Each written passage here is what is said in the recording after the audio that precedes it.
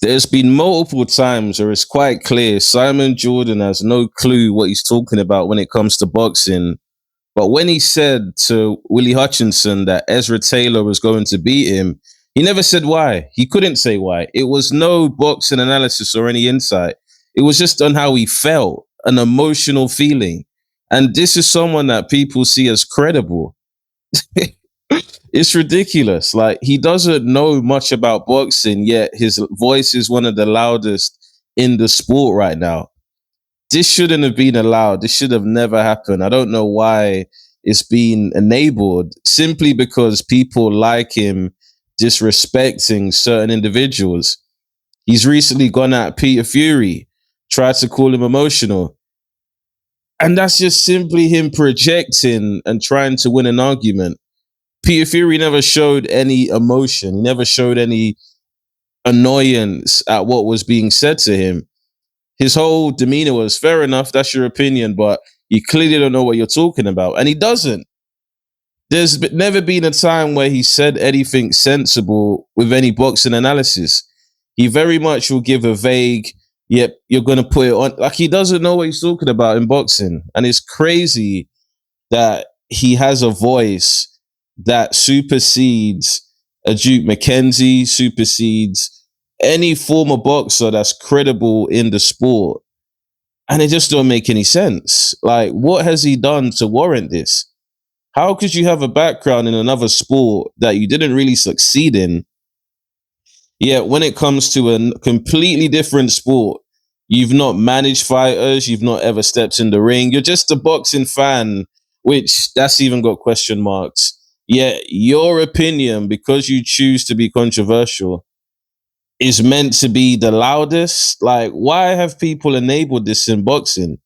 Why are people now looking for his validation or approval when they go into interviews?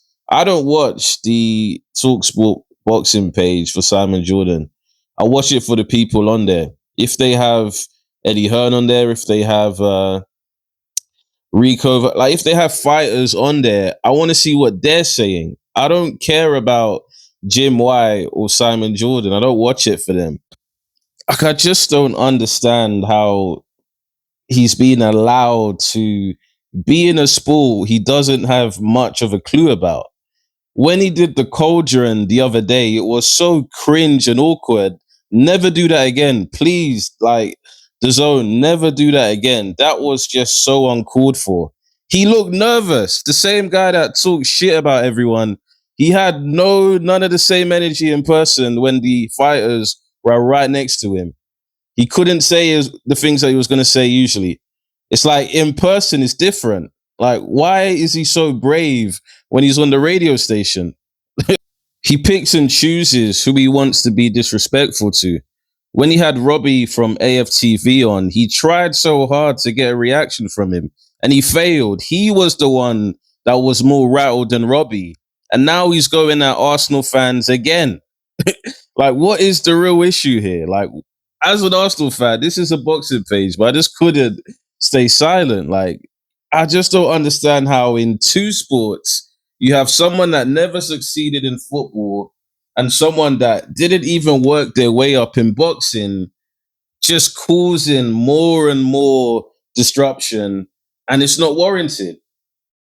And I think the fact that it's clearly and publicly not being on merit, like Spencer Oliver's on that platform, he's a former boxer, he's earned his stripes, he's there for a reason, but it doesn't make sense other than for views and the controversial nature that he has to just provoke people, get a reaction, and disrespect people. And then when he's called out and he's like, no, everyone's entitled to their opinion, it's like, you're gaslight. Like, it's too obvious. Like, his attempts to gaslight people, it's like, you can see through it. He's like, no, everyone's entitled to their own opinion. But then he's like, I don't like your opinion in multiple sentences after. Clearly contradicting himself and getting away with it again and again. I just can't believe he's gone at the Arsenal fan page. Like, that is ridiculous. How can a team that has fans rattle you so much if you don't even support them? Like, what the hell even is that?